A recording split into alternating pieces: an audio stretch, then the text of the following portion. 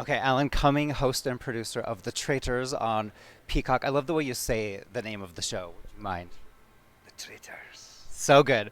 So, what was it that convinced you to host the show? Was it the wardrobe by chance? You're the best dressed reality host on television. Oh, thank you. Well, I didn't know the wardrobe when I said I would do it, so that was an added bonus.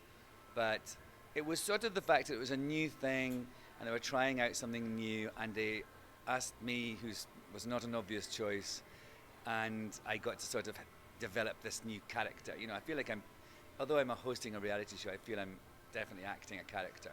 So it was just being in at the beginning of something new. And I did watch the Dutch one that it's based on, and I was completely obsessed by that. So I thought, that's really why. But it was really the fact of just being in something new and different. And I always like doing sort of things that are a little left field.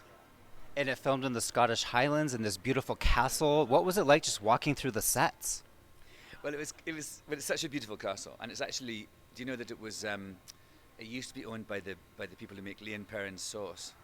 So it's the Leon Perrin Worcestershire sauce, the Worcestershire sauce castle. Yeah. But what was funny was that because I had a room upstairs where I would get ready and everything, and so, but then the whole areas were used for the reality bits when all the contestants were sort of bitching and spiraling, and I had to not be in those bits. So I would arrive at work and would be like this, and I'd have to run up the stairs and get into the things, and I'd always be worried I was going to run into the contestants because I was trying to maintain a suitable distance. In the first episode, you walk around the table and you tap three people on the shoulder, and they become traitors. And I'm wondering, you're an award-winning actor. Would you want to be a traitor, or is that too much pressure? Would you want to be one of the faithfuls? I totally want to be a traitor. I think it's so much more fun. You get to wear those cloaks, you get to camp around. I mean, it's the most camp show.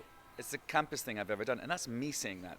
And I love that there was a British version shot right after us, and I think it must be a first where an American version of a TV show is more camp and theatrical than the British version. And how would you describe your hosting style? You kind of gave them a piece of mind a couple times. I remember I think it was Kate that you were saying, in a mission, she was kind of coming up behind everyone else, and you gave her a little flack for that. Well, I'm very much sort of disapproving daddy a lot of the time. There's one I can't remember if it was in, but I would say things like, "You've disappointed yourselves and you've disappointed me," and then I would always have a sort of. I maintained this character of being slightly. I think they were slightly scared of me, and so I think that's quite good. I think disapproving daddy, dandy laird, bitch. Sari is the winner in the finale, and some of her fellow, uh, some of the faithfuls were not happy with the way she played the game. And I'm wondering, why would they join a show called The Traitors if they're not being willing to be lied to? I think that's the thing about these games. I realised in my crash course in reality television over the past while is that people forget that it is a game, and of course they were sort of didn't have their phones. They weren't allowed to talk to anyone. They were just completely in a bubble of traitors. So they went mad, and they forget that it is a game and it's called The Traitors. And it's also like I watched the what do you call it again? The Bachelor.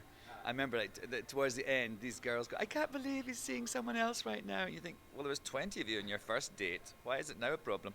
So I think people just get into a sort of a reality competition show bubble, and they can't think straight. And I think that's what happened. But I mean, that's what I had to come and say at the end of the show, is it's a game, and you played a great game, but Sari played a better game. And of course, you have to lie, you have to be treacherous. It's called The Traitors. Hello. And a final question: we are an awards website. What would it mean if The Traitors were to get nominated for some Emmy awards coming up?